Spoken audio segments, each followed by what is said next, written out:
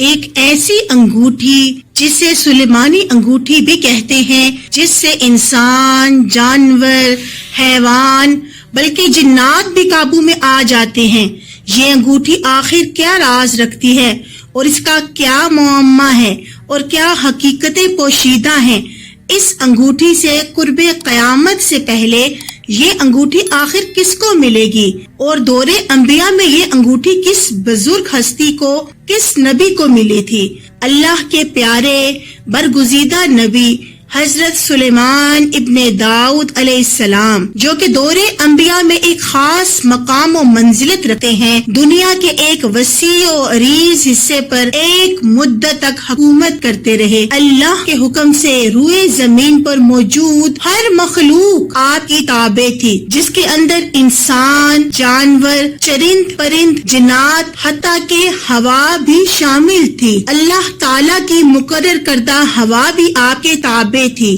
ہوا آپ کو اپنے پروں پر اٹھا کر ایک جگہ سے دوسری جگہ منتقل کیا کرتی تھی، اور آپ کا تخت مبارک ہوا کے دوش پر سفر کرتا تھا۔ غرض کہ اللہ تعالیٰ نے آپ کو بہت سے معجزات سے نوازا، بہت سے معجزے آپ کو عطا کیے، یہاں تک کہ آپ روئے زمین پر موجود تمام جانوروں، چرندوں، پرندوں کی بولی تک سمجھ جاتے تھے۔ اللہ تعالیٰ کی حکمت سے آپ سلیمان علیہ السلام ابن داؤد علیہ السلام کے بیٹے کو ایک انگوٹھی عطا کی گئی، جسے گوہر سلیمانی یا انگشت سلیمانی بھی کہا جاتا ہے۔ اس انگوٹھی کا معجزہ یہ تھا کہ اس انگوٹھی کی مدد سے آپ علیہ السلام جو چاہتے وہ کام کر سکتے تھے، یعنی اتنی بڑی وسیع و عریض سلطنت آپ کے تابع تھی۔ آپ سلطنت میں موجود ہر کام اس انگوٹھی کی مدد سے کر لیتے تھے، اور روئے زمین پر جتنی بھی مخلوقات موجود تھی سب اس انگوٹھی کی تابع تھی اور انگوٹھی کی طرف کھینچی چلی آتی تھی۔ اس انگوٹھی میں ہیرے جیسی چمک اور ستاروں کی طرح نایاب موتی اور کستوری مشک کی خوشبو شامل تھی۔ روایت میں آتا ہے کہ حضرت جبرائیل علیہ السلام اس انگوٹھی کو جنت سے لے کر آئے تھے۔ کہا جاتا ہے کہ اس انگوٹھی کے اوپر یاقوت، زمرد جیسے قیمتی جنتی پتھر منسلک تھے، اور حضرت سلیمان علیہ السلام کی ایک خاص مہر بھی اس کے اوپر لگی ہوئی تھی، اور یہ بھی روایت میں آتا ہے کہ اس انگوٹھی کے اوپر لا الہ الا اللہ محمد رسول اللہ کا کلمہ نقش تھا، اور کہا جاتا ہے کہ اس نقش یعنی کہ لا الہ الا اللہ محمد رسول اللہ لکھا ہونے کی وجہ سے تمام مخلوقات اس انگوٹھی کے تابع تھی۔ آپ جو حکم دیتے فوراً بجا لاتی۔ کہا جاتا ہے کہ جب کبھی ایسا ہوتا کہ وہ انگوٹھی آپ کے انگشت میں موجود نہ ہوتی تو آپ بے حد بے چینی محسوس کرتے، یعنی کہ آپ جب رفع حاجت محسوس کرتے یا بیت الخلاء جاتے تو اس دوران آپ اس مقدس اور پاک انگوٹھی کو اپنے ہاتھ سے جدا کر دیتے۔ ایک دفعہ کا ذکر ہے کہ آپ بیت الخلاء گئے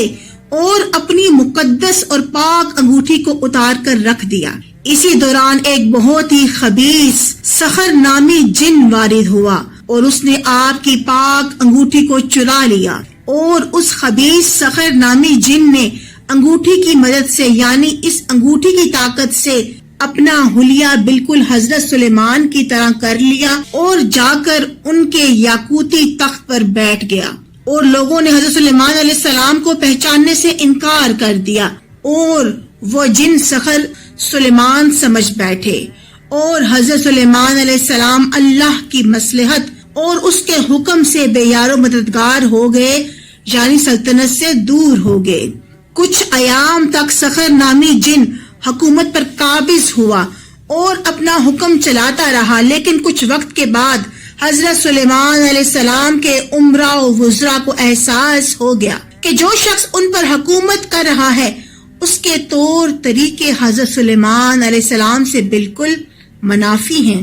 اور وہ ایک بہروپیہ ہے۔ لہٰذا اس وقت کے موجود کچھ علماء کو بلایا گیا اور انہوں نے توریت کی آیات اس بہروپیے کے سامنے پڑھی۔ کلام الہی یعنی کہ توریت کی کچھ آیات پڑھنے کا یہ نتیجہ ہوا کہ خبیث جن یعنی کہ سخر نامی جن وہاں سے بھاگ گیا اور حضرت سلیمان علیہ السلام کے یاقوتی سلیمانی انگوٹھی کو اس نے سمندر میں پھینک دیا۔ اللہ کے حکم سے اس انگوٹھی کو ایک مچھلی نے نگل لیا۔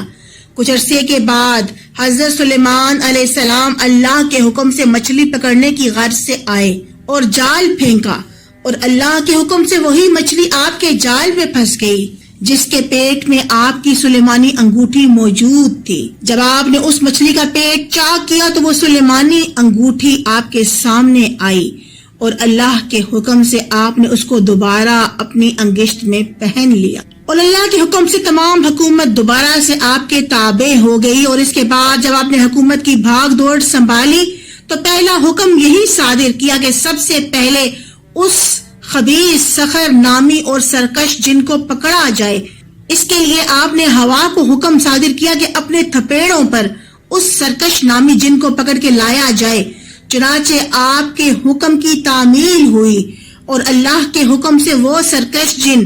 آپ کے سامنے حاضر کیا گیا۔ آپ نے اسے لوہے کی بیڑیاں پہنائیں اور ایک لوہے کے صندوق میں قید کر دیا،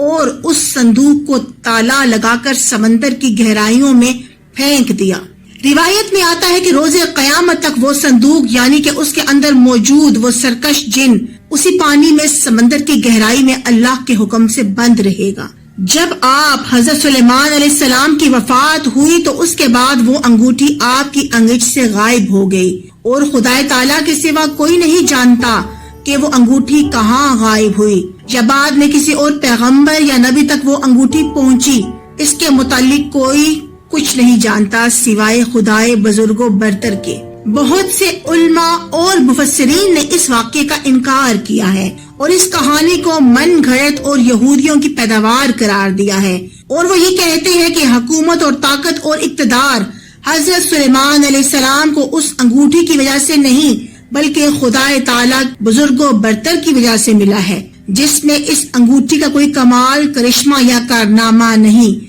بہرحال سچائی کا معلوم تو صرف خدا تعالیٰ کی ذات کو ہے۔